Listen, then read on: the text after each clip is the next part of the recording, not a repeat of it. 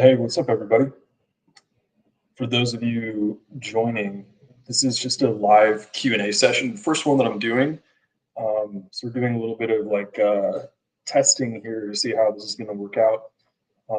But this is just an opportunity for you guys to ask any questions or bring up any topics that you want to discuss related to anything recovery related or recovery adjacent. So that could be struggles with pornography. It could be dating and relationships, meaning and purpose in life, healing trauma, um, basically any topics that you want to discuss or you want particular coaching or advice on. This is total free game. So as soon as questions start coming in or topics or something like that, we'll get going.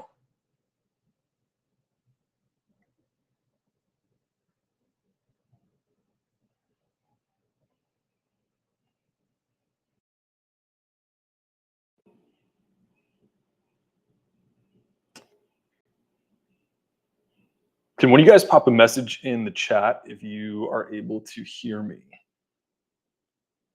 As I mentioned, this is the first, I'm not even in focus. This is the first Q&A live stream that I'm hosting. And so trying to get some of the initial tech related things sorted. Just want to make sure everybody can actually hear me. What's up, Spencer?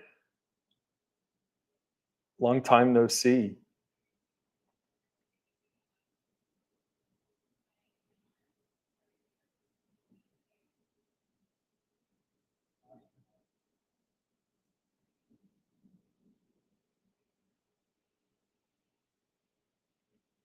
Fantastic. Thank you, Spencer, for the feedback.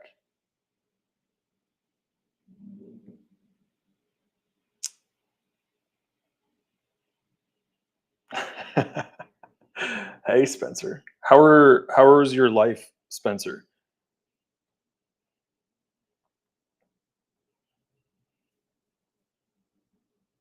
We gotta have like a FaceTime catch up soon. I feel like we haven't spoken and caught up in quite some time.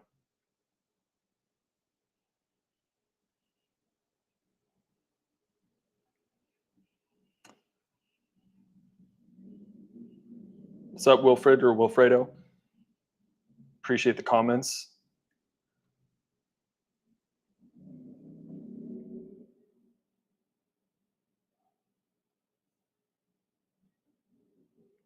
Life is amazing. Glad to hear. Again, just for those of you guys maybe who just joined, this is just a live Q&A stream. So I'm going to be starting to be doing these regularly, and I really just want these to be an opportunity for people who are in my audience, but perhaps not in a position where they're looking to join a program or anything like that, but are just looking for general advice or want to discuss anything, hear some thoughts about any topics, anything like that. It's like we got Aneem in the chat. What's up, man? Glad to have you here.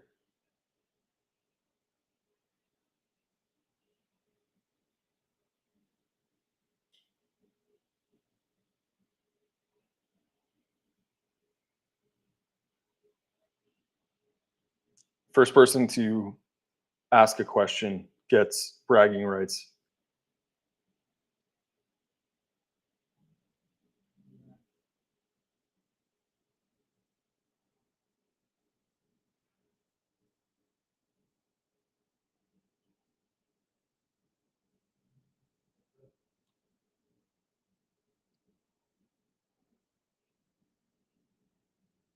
Yo, what's up, Cortez?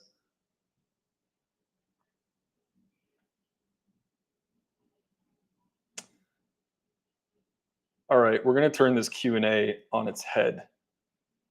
Instead of you guys asking me questions, I'm gonna ask you a question, which is, what is the area of your life right now that, if it changed, would be like the best thing to have change in your life? That was not the greatest way to word that question. What area of your life do you want to change the most? Cortez, favorite pickup or dating game related story. Uh, oh man, that's kind of tough. I don't know if I could pick a. Uh, I can pick one that would be was that was very funny. I basically ended up meeting a girl who I got like a sugar mama experience for a night in Miami, which was hilarious. Um, I met this girl and we clicked, and it was very funny. She ended up taking me to what's the name? There's this club in Miami. If I heard the name of it, I would recognize it immediately. Um, but she got me like $300 of food, and it was just hilarious. I had this whole night that was just an experience of like literally having a sugar mama. That was hilarious. How do you decouple pornography from a meme? How do you decouple pornography from your life as a coping mechanism? Um, that's a great question. And the answer is not incredibly simple either. So, one of the things that's important to know about recovery or embarking on any kind of project of transformation, like one of the first traps that people fall into a lot is looking for a silver bullet. So it's important to not start this process expecting that it's just going to be one thing that is going to solve this problem. When pornography is deeply embedded into your life as a coping mechanism, uh, the thing to begin to ask yourself is, well, what problem is it solving? If I'm using it to cope, what is it that I'm using pornography to cope with, right? And oftentimes that list can be very complex. So sometimes it might be superficial, very simple things like boredom. Like, yeah, I'm just tired, I'm bored, and there's an opportunity. The ease of access to pornography is super. I say the ease of access to pornography is so exceptionally high, meaning it is so easy to access that if the only thing standing between us and immediate relief from even semi uncomfortable emotions is like 3 clicks on our finger or 3 clicks on our phone with our fingers, then we're not in a very good position.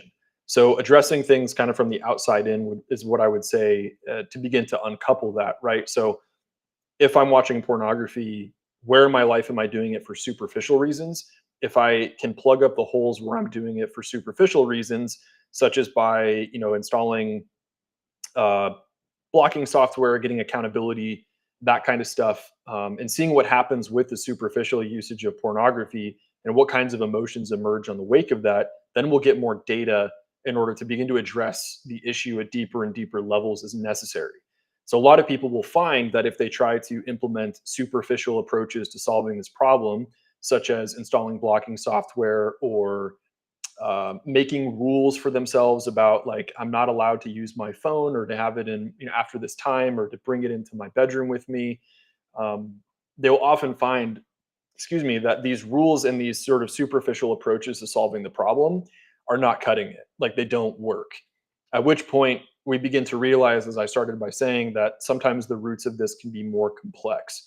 Um, Generally speaking, when somebody is struggling with an addiction, um, it's not just the external behavior that needs to change. It is their relationship with themselves, others, and life. All of that needs to change. Um, so you'll find people struggling with pornography addiction, and you start looking at the circumstances of their life, and we're like, okay, so you had rough upbringing, super insecure, low self-esteem. You were exposed to pornography at a young age. Maybe you had some kind of trauma as a child as well, and you developed alongside pornography as a coping mechanism. And now you're in a position where your ability to respond to the events of your life is very impaired. So a lot of people who are struggling with addiction, they get themselves into the situation or find themselves in the situation where they're only able to respond to the events and emotions in their life in ways that are self-destructive, actually make their emotional state worse instead of making it better, and then leads to shame, disconnection, and isolation as the byproduct. They're caught in a cycle of what we call short term mood repair. Um, so every single time something difficult is coming up in their life, they're caught in these patterns of responding to it in ways that is temporarily alleviating the pain or lifting their mood, but leading to long term even greater long-term pain. So we have to unpack, find and discover what it is, what solutions in your life that pornography is, like what solution, sorry, what problems is pornography the solution in your life for? Is it loneliness, a chronic state of trauma that is locked in your body that is creating constant pain and negative emotion, which never seems to go away? And the only respite that you get from it are these brief intervals in which you are escaping through some kind of sexual acting out? Is it the pain of loneliness that is due to perhaps also trauma, but then also dating and relationship skills deficiencies and the inability to feel real intimacy and connection in relationships? Is it a spiritual disconnection? Like you feel like you are all alone in life, that you are in some way fighting against life in order to get your needs met? Um, Living in this position of very deep spiritual separation, which is causing you to feel an intense amount of negative emotion, which then again needs some kind of medication or escape. So, how you uncouple porn from your life as a coping mechanism is, like I said, first beginning to ask yourself the questions of what problems is it solving? What am I using it to cope with? And then how can I begin to actually meet my needs for these things in a way that actually moves my life forward, is productive of self-esteem, self-respect, and self-worth, and fosters genuine connection, intimacy, and belonging. But that problem, especially if you're struggling with legitimate addiction, is usually not one that can be solved in isolation. I would go so far as to say, if you are struggling with a legitimate addiction, there is never a point at which this problem can be solved in isolation, because the isolation is part of the problem. So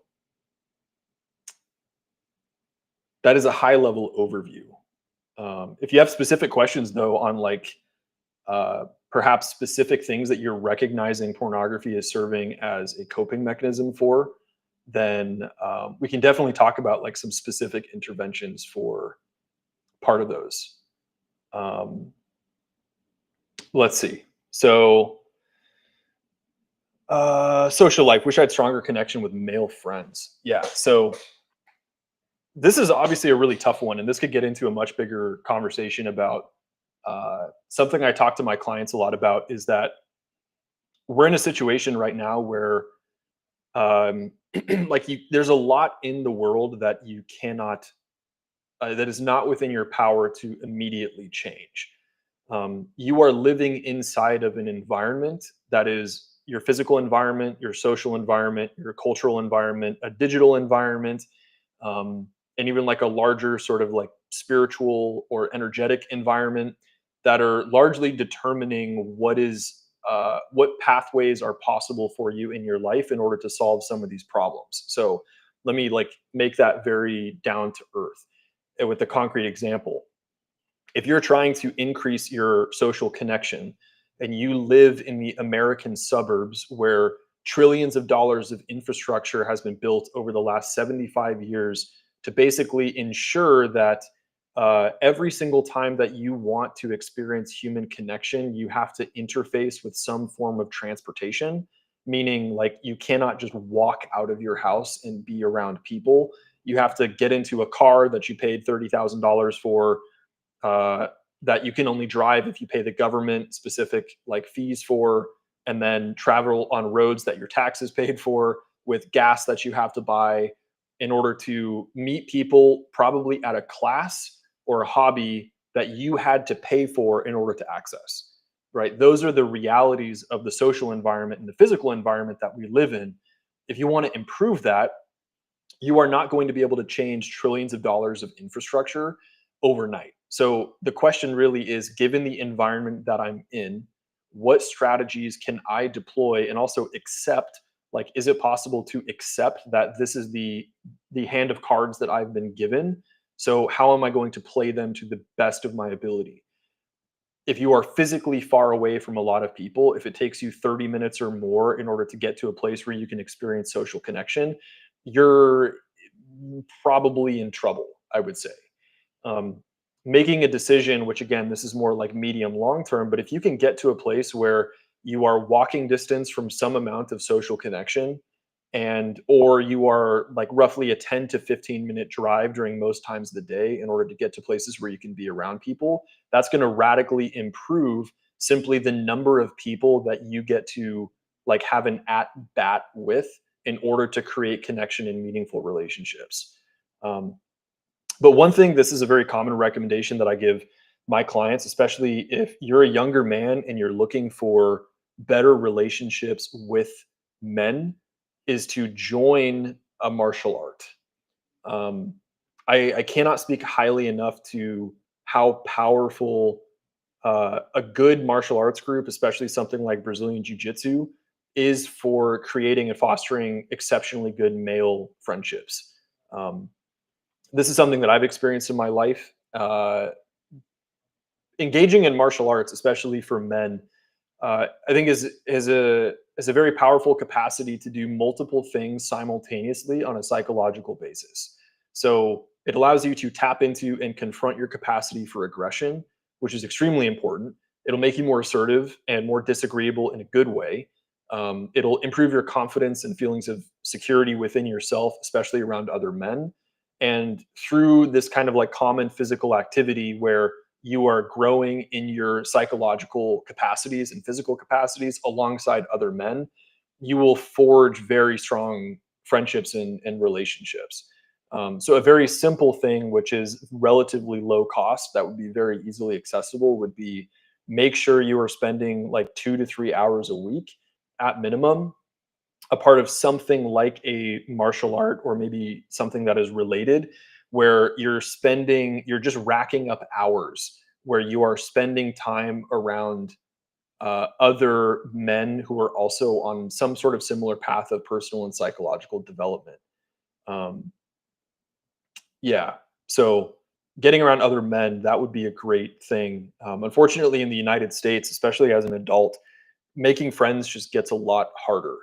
And again, it's this question of like, are you going to play the hand of cards that you've been dealt to the best of your ability? Then that's going to mean some amount of financial investment and a huge amount of time investment into putting yourself in different social situations, and then doing that for a long enough period of time that you get enough shared experience with other people to form real friendships and real relationships.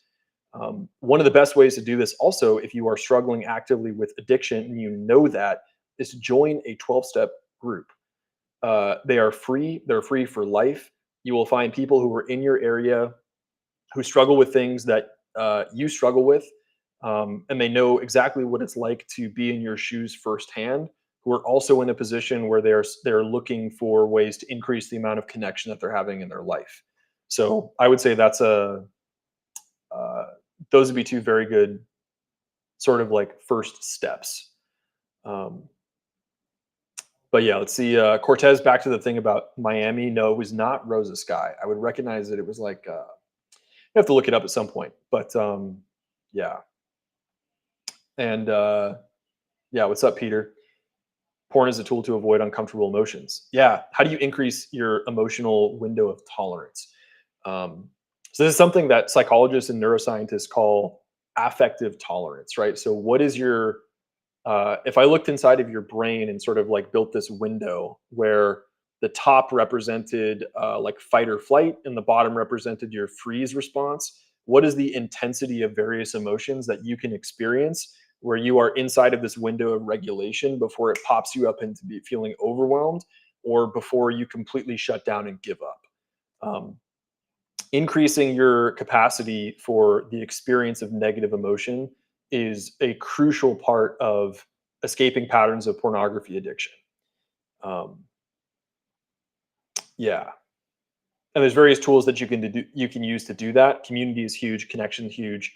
Meditation is super important. Self-love, self-compassion meditations are exceptionally good for doing this. There's also, I would describe as more of like a cognitive behavioral approach. So changing your relationship to uncomfortable emotions is also a huge part of that. And I can talk more about that in depth if you're curious.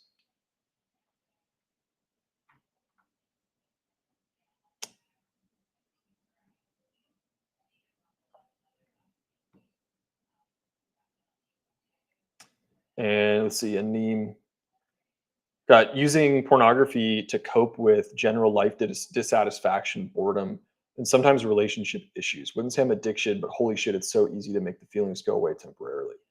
Um, yeah, I mean, part of living in the modern world is that we have created conditions where we're going to kill ourselves with comfort. Um, Something that's really interesting is that uh, neuroscientists have found that the dopamine reward center in your brain is like pleasure and pain both happen in the same location. They actually exist on what's called an opponent process mechanism. So you could think about it kind of like a seesaw. As you pursue pleasure, the way that your brain brings you back into regulation is by increasing pain to bring the seesaw back into a level position. And so, but that also works in the other direction that when we start to pursue or consciously, like, yeah, I would say consciously pursue some amount of like positive discomfort, right? I'm not saying like go hurt yourself, but as you seek out discomfort, you will actually find that the reward that your brain gives you on the back end is pleasure.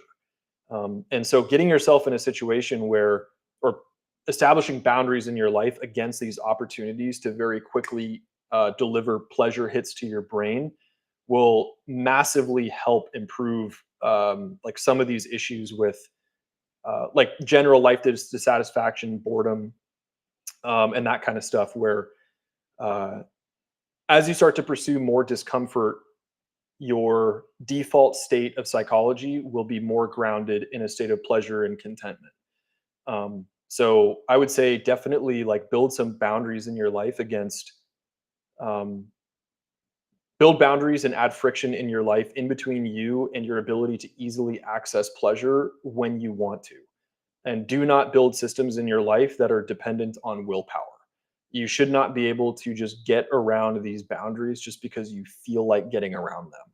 You want to build systems in your life that are designed to sustain you, not when you're feeling good and it's easy, but when you're not feeling good and the number one thing you want to do is the one thing you're not supposed to be doing. Um, but yeah, like the life dissatisfaction and boredom stuff is just like plaguing so many people. And there's a lot to be said on that topic, but really the central question that I think is very important for people to ask themselves is, do you have something in your life that you want to exist even if you didn't? And secondly, are you spending any significant amount of time on a daily basis contributing positively to that thing? And if you don't have that thing, then the very next right thing for you to do is begin the process of exploring and discovering what that thing is. If you don't have a sense of purpose, your purpose is the pursuit and discovery of purpose. And there's also some like very specific questions that I can share with you if you want in terms of like how to embark on that particular journey.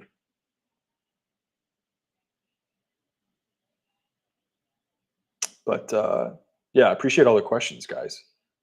Hope some of that was valuable for you.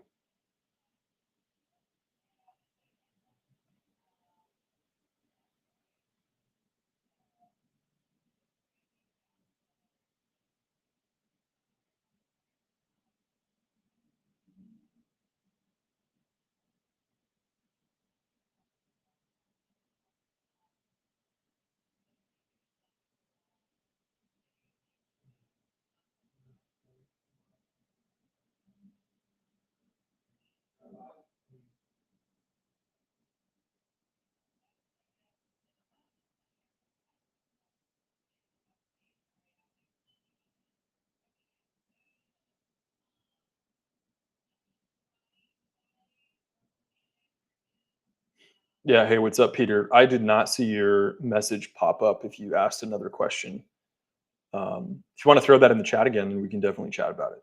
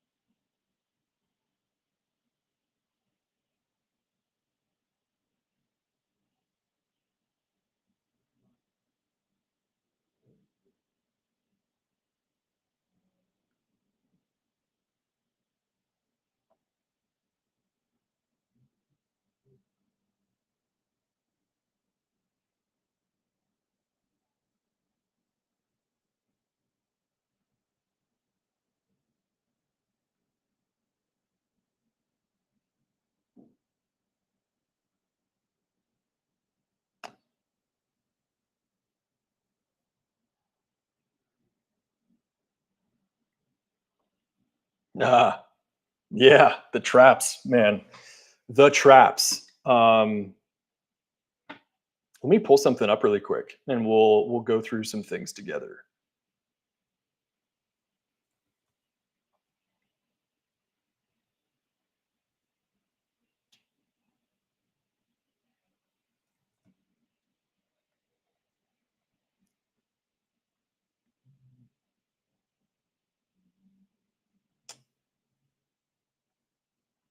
Okay. I think this is a fantastic topic. So I thank you for the question. And Anim, this will also pile or like kind of merge in with your question a little bit in terms of most helpful mindset shifts, but I'll get into some of that a little bit more specifically too. Um, I'm going to close the chat and then, yeah, okay. We'll just move forward like this. So I'm going to walk you guys through. I have a whole training in my course on the traps of recovery, and have a couple more, excuse me, that I'm planning on adding soon. But I'll walk you through these kind of at a high level. Um, the most detrimental traps in recovery. One is thinking that motivation is going to be the thing that will get you to where you want to go. Um, I think there's two recovery mottos that I think you should absolutely sear into your brain.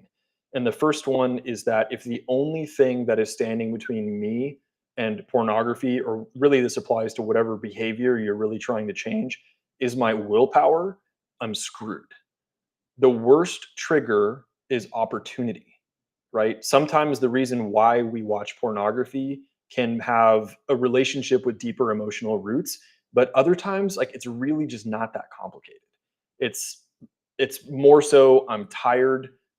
Maybe I went out and I got rejected, or like a girl never texts me back, and now there's an opportunity because I have my phone with me and I have like this massive reward and opportunity for emotional relief and escape and the approximation of some kind of validation and approval with 5 seconds and a couple swipes of my thumb. We cannot put ourselves in positions, or rather, let me say this in a positive way, we have to build systems in our life that account for the accessibility of pornography. And these systems need to be willpower independent. We should not be able to get around them just because we want to. In fact, they need to be systems that make the right decision for us, even when we're not in a position to make that decision for ourselves. That is the first thing that I would say is, like, if you imagine that you were like living inside of you're out in the forest and there's a chemical company nearby who is just dumping all this crap, all these toxic chemicals into the river, would you just walk over there and just like drink it? Absolutely not. You would probably walk over there, and if it was your only water source, you'd use like a life straw or some sort of like complex filtering device before you were going to allow yourself to consume what was there.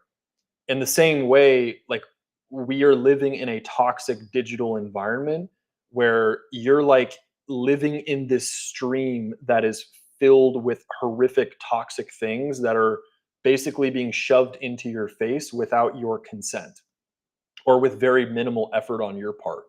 And in the same way that we want to create like a life straw that would filter out the toxins, you need to create a system of boundaries and filters in your digital environment to keep that toxic crap out. The second thing, which goes hand in hand with this, the second trap, is the belief that you can do this on your own. One of the greatest lies, I think, that especially traps men in Western society is there's this very strong association with the ability to accomplish things in isolation on willpower and self worth. Like, the most self reliant man is somehow seen as the most like masculine or valuable or like real man. And it's a very perverse thing because it actually goes directly against everything that we know is true from science, but then also just from like thousands of years of wisdom traditions, that our strength as human beings is not found in our isolation. It's found in our connection. And thinking that we can become the kind of person that we could be in isolation is just flat out wrong. And it's so easy to prove this to people where, if I asked you to think of the moments in your life where you experienced like the version of yourself that you most wanted to be, Let's take a simple example that I know a lot of people have experienced, and I was chatting with somebody about today. He went on an immersion program with a men's dating coach, right? And he got put in this environment where there's all these people who have a shared purpose, right? He's connecting to a group of shared purpose, and everybody in the group that he's with, including the coach who is running this program, is creating an environment which gives these guys permission to overcome their social anxiety and to practice being a different version of themselves that their previous environment would not let them be, right? It is through connecting to an environment like that where we gain the permission and the emotional leverage and also the sort of like space to allow ourselves to become a different version of ourselves. And it's the same thing in recovery. Like we oftentimes are blind to the way that our environments and our habits and our systems are dictating the kinds of behaviors and the versions of ourselves which are possible. And so connecting yourself to a group and to a different environment that when you connect to it gives you access to power to be a different version of yourself is how problems like this get solved. And reconnecting to that environment over time is what allows that new operating system or this new version of yourself to not just become a temporary state that you experience, but a permanent trait that becomes integrated and naturalized into who you are. So that is trap number 2, is thinking you can do it all on your own. Number 3 is leaving a vacuum. If you take something bad out of your life, you have to replace it with something positive. You will never deprive yourself sober. You will never get into a position where just removing pornography from your life suddenly solves the emotional problems or the difficulties that you are using pornography to solve. All you're doing is removing the one thing that is helping and leaving yourself with all of the pain. And if you try to leave that vacuum, the very next thing that's going to happen, whether it's a couple days or a couple weeks from that point, is that something is going to come rushing in to fill that void. It might be pornography, or it might be some other kind of very unhealthy coping mechanism. So as you remove something, it must be replaced with something with a healthier alternative.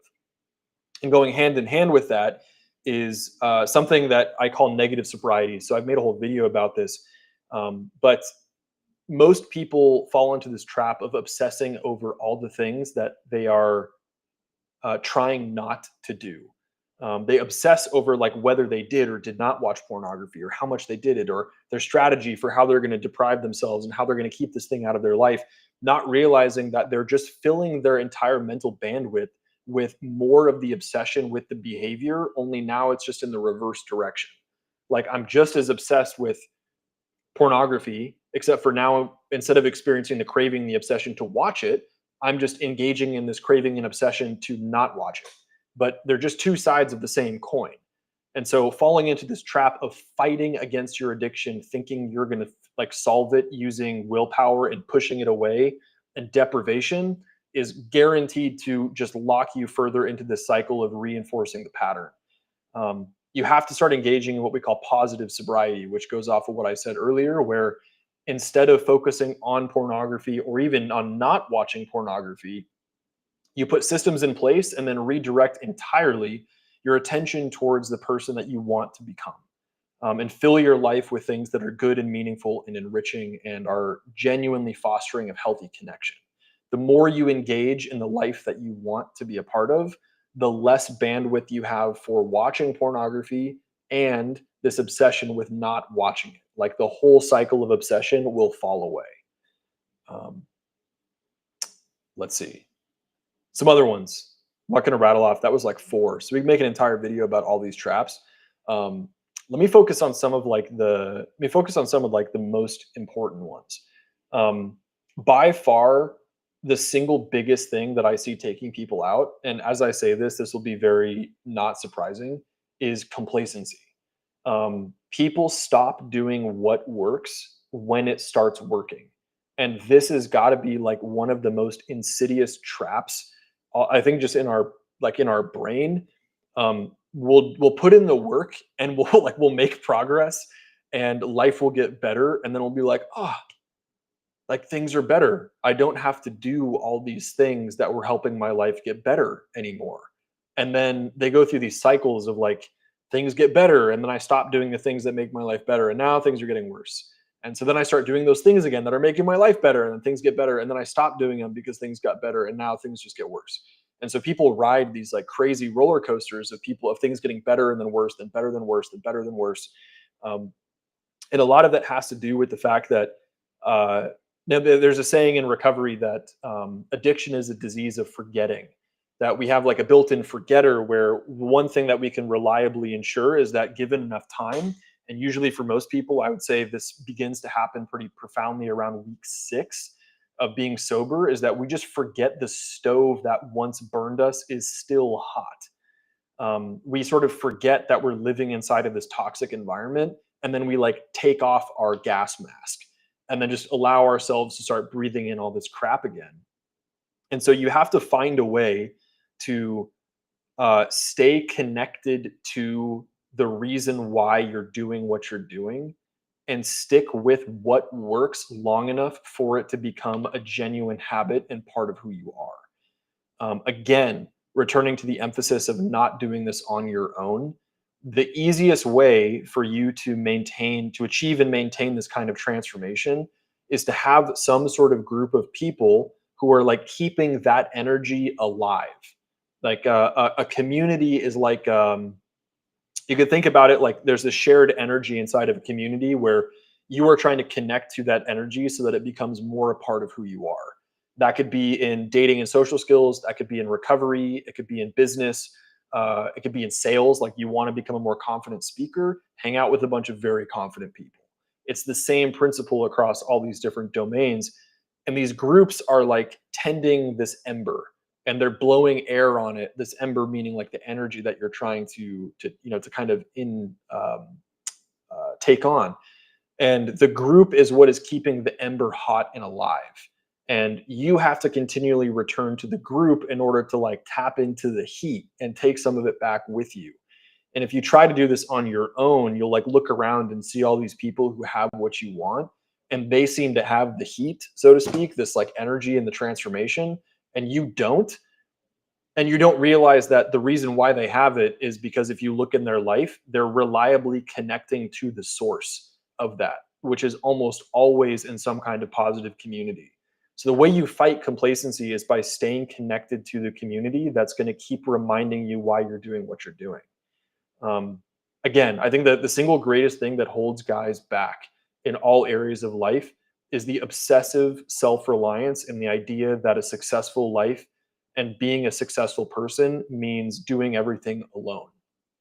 That is the thought process of somebody who goes not very far and definitely doesn't go that distance very fast. So complacency is a really, by far, the biggest trap that I see people fall into. Um, yeah, and there's a couple other ones as well. Which if you have any interest in me diving into some more of those traps, just drop a comment and let me know, and I'd be happy to go through maybe like another one. But also want to jump into Aneem's question here on what was the most helpful mindset shift for you in your recovery journey. I would say there's a couple, and they came immediately for me upon continuing the thread I was just saying. When I gave up this idea that this was something that I needed to do alone or that I could do alone, and I joined a 12-step group, I learned some very, very important things about not just addiction recovery, but how transformation itself happens in people. The first one is that I realized that addiction is not a willpower deficiency disorder. No amount of throwing willpower and discipline at an addictive urge to self-soothe and escape will ever solve the problem. Excuse me. And that is because a deficiency of willpower does not lie at the root. So it's like most of us are throwing willpower and self-reliance at an addiction constantly and just hoping that, like, man, this time that if I try even harder, this time willpower and discipline is going to solve the problem, even though I have like 100 examples of this just never working. And we double down and double down and double down and double down, just insisting in our head that this must be the truth.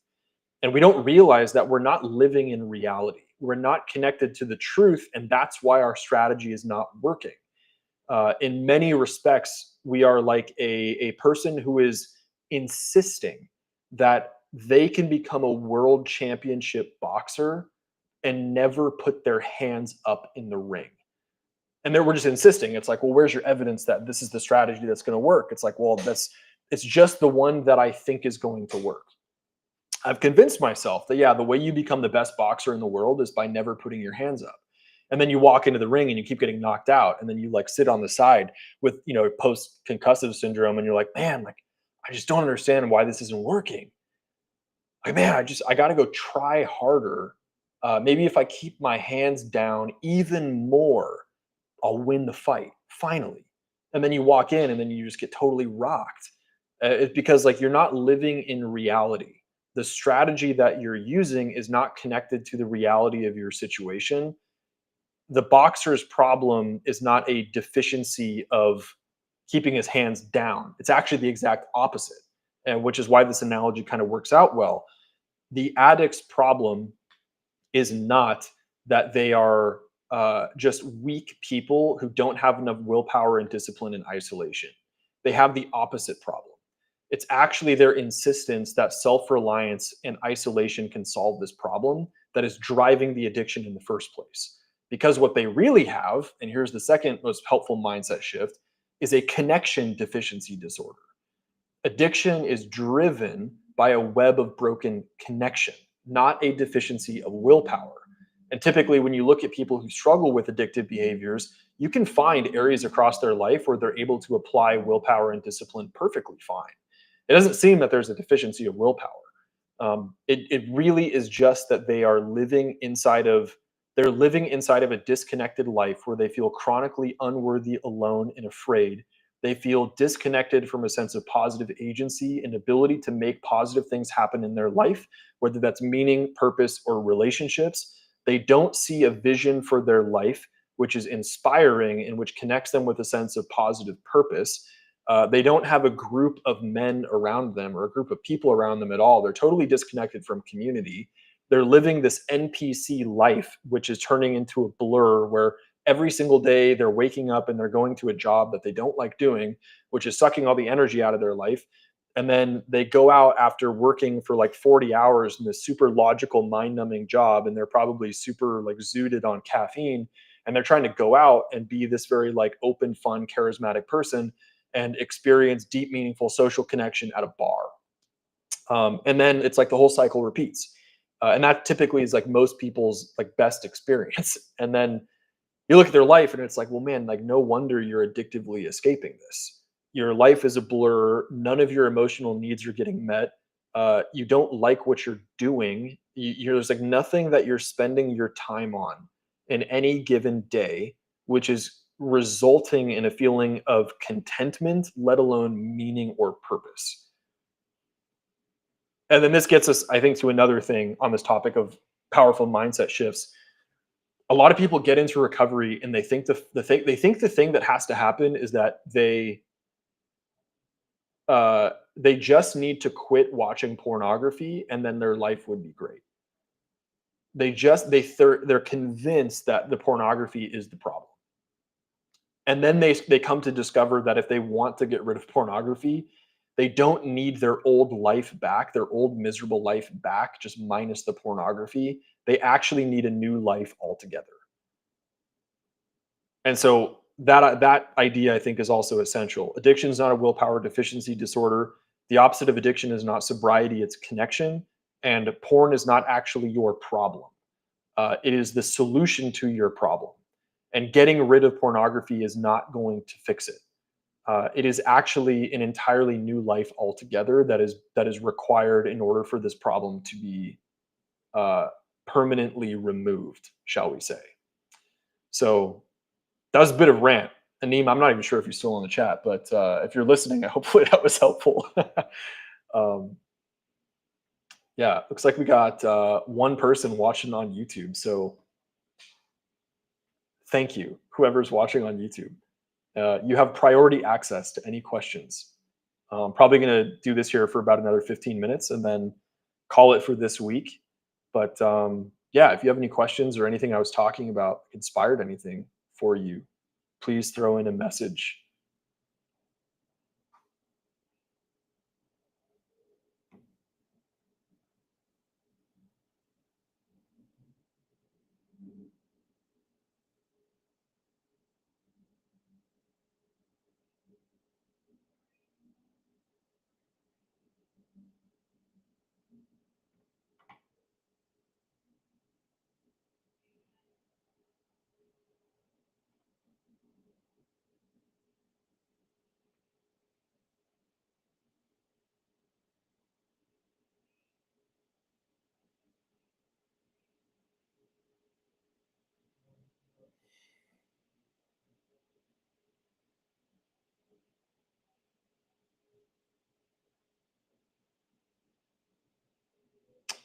All right. I think we'll go ahead and call this a good first stream. Super imperfect, good questions, and I'm not even sure if anybody's watching anymore, but this will become regular if you are watching on YouTube. We'll be doing this next week as well. So hopefully this just continues to improve over time, and we'll sign off for tonight. Oh, Peter, coming in hot with a question. Let's go. All right. You said something about socialization needing to be in walking distance, but you live in Florida where you need to get a car around in general. Um, you're right. Yeah, and actually, that's part of the reason I moved to downtown in the city that I live in, and that has enabled me to be walking distance. And like, I just walk out of my apartment now, and there are people everywhere. It also put me in a position where like I'm centrally located in my city, obviously being downtown, meaning that I'm like a 10 to 15-minute drive from everything that I do. The 12-step meetings that I still attend for my own personal recovery, the martial arts classes that I attend, the gym that I go to is like a 5-minute drive now. I have a grocery store that's like a 3-minute drive. So I strategically chose a location that would make it as easy as possible for me to uh, get the highest amount of social connection that I possibly can. Um, and again, that's like a medium range decision. So if you have a lease, like it's not something you're obviously going to be able to break immediately. People can't just like up and move. But as you're moving through the years of your life, it's a very, very wise thing to consider your physical location and what opportunities just your location will afford you, or what things it will make very difficult for you to access. So, like for example, I do a martial art called capoeira, and all the classes that I attend are here in Tampa, which is where I live. I spent last year living in St. Petersburg, which is across the bay. It's only a 14-mile drive, which with no traffic takes like 25 minutes. But during traffic, it can sometimes take me an hour and a half to 2 hours to get to these capoeira classes that I attend, which, as you might imagine, basically made it impossible for me to actually attend these classes. Um, you're right. Yeah, a lot of downtown places are expensive. And again, it's like you just have to do the best you can with the hand that you're dealt. You may not be able to afford like a penthouse, super nice apartment building right now, or I mean, that may not even be within your goals, but you don't have to do that.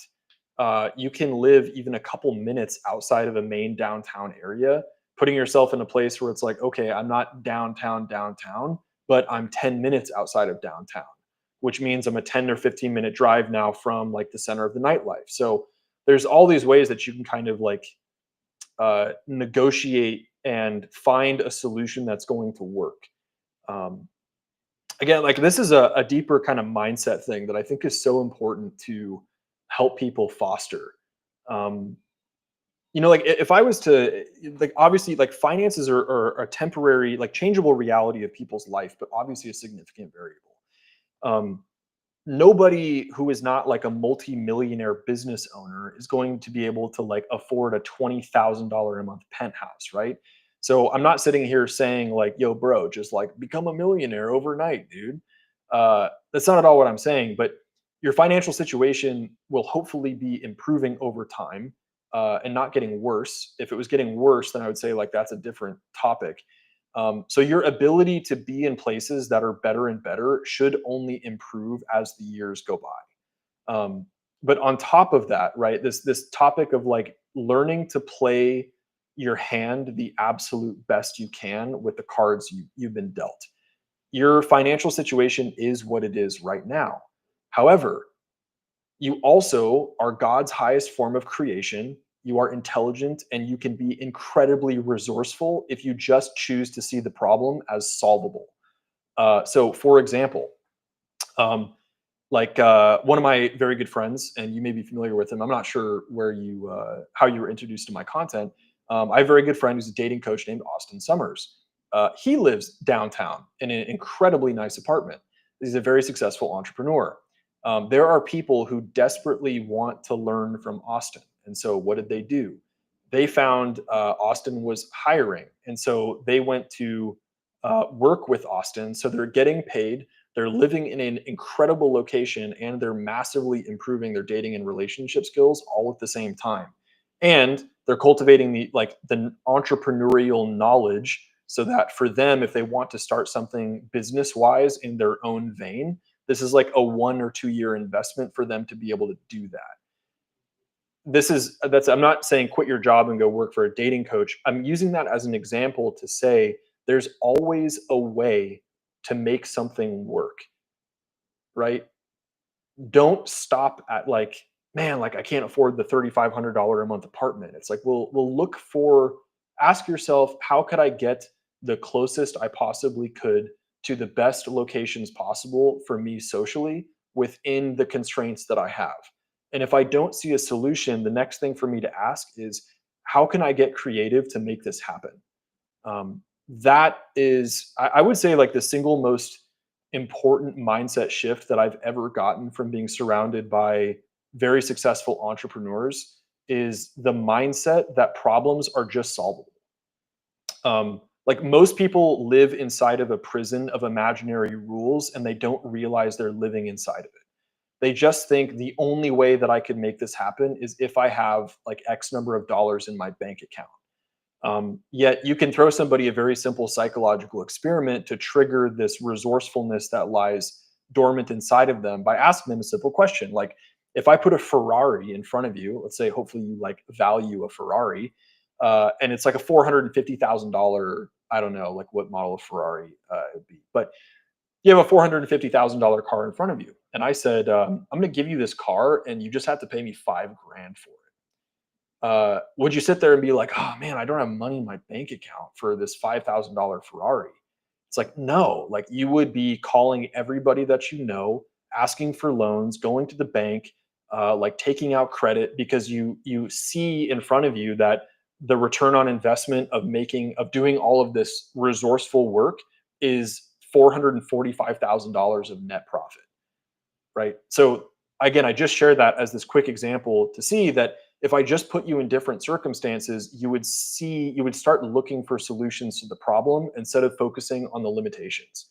And it absolutely is possible to put yourself in a physical location where you are close enough to high quality social connection. I mean, it just is. But again, it's a problem that is medium term in its solvability in terms of the time scale. So it's like when my lease expires, I'm going to do everything that I can within my financial means and my capacity to get resourceful and creative to put myself in the best possible position. That is what I would absolutely would say the winning mindset is.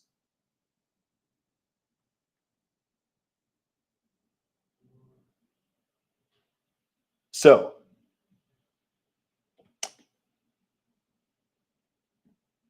Peter, I hope that was helpful for you, man.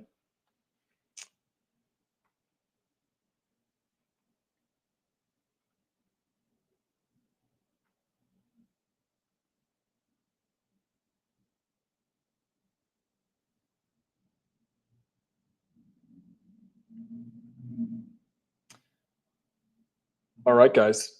Well, for the one person who's currently watching, uh, probably going to go ahead and wrap it up here at the hour. Um, yeah, good stream. Be doing another one next week. Be signing off. Thanks for joining, Peter, or whoever else is still on watching. and see you guys soon.